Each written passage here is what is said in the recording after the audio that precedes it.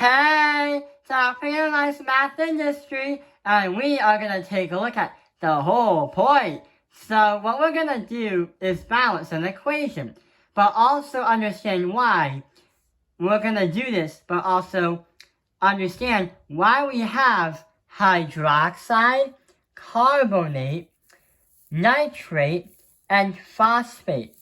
Why we have those polyatomic ions on the title card.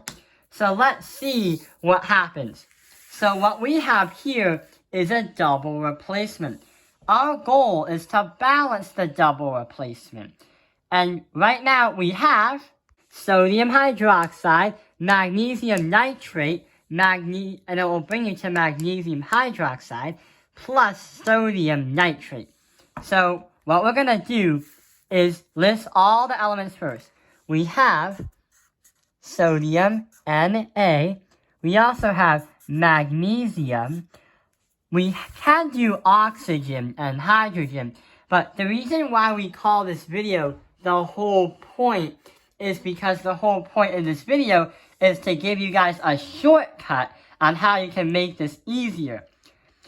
Instead of saying hydrogen and oxygen separate, I'm going to say OH and make it a square to note it's a polyatomic ion. Also, I can say NO3 is a polyatomic ion as well. And I can do that on the other side. Sodium, magnesium, hydroxide, and nitrate. So now let's get balancing.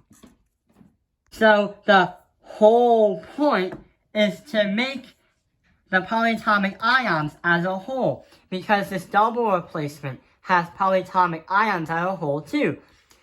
Doing this though is going to decrease the risks and the chances of this problem being incorrect, or if you did something wrong. So let's get started. We have 1 nitrogen, 1 hydroxide, 1 magnesium, and 2 nitrate. We say 2 because here, this counts as 1 inside the parentheses, but that 2 is saying all of it. So what we're going to say is 1 sodium, 1 hydroxide, 1 magnesium, and 2 nitrate. On the other side, we have 1 magnesium, 2 hydroxide, 1 sodium, and 1 nitrate. So we're going to say for sodium 1, magnesium 1, hydroxide 2, and for nitrate 1. How are we going to balance this? What we have to do is get these two balanced and also these two balanced. These are already balanced, but there's a little catch. So what we're going to do is try to put a number 2 here.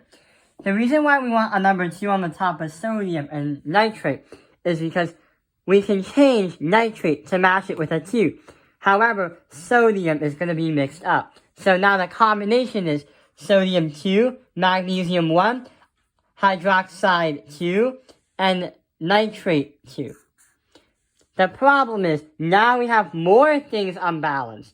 Let's try to match the hydroxide and the Na sodium balanced. So what we're going to do is, where would we put a number 2 as a coefficient? Well, we have sodium and hydroxide right there. And if we place a 2 right there, that allows us to double it. So now the code is 2. And then hydroxide is 2. Magnesium is 1. And nitrate is 2. So now the equation is balanced. What we could have done is we could have had hydrogen, oxygen, nitrogen, but that would make the problem a lot harder and there would be a lot more steps. Not only that, there's a higher chance of this problem being incorrect, and also there's a higher risk of you making a mistake on this problem. So the whole point is to keep the polyatomic ions as if they were actual independent elements. This decreases the workload, and also higher chance of getting a correct answer. Thank you for watching Tapping Analyze Math Industry. Like and subscribe, and I hope you understood the whole point of this video.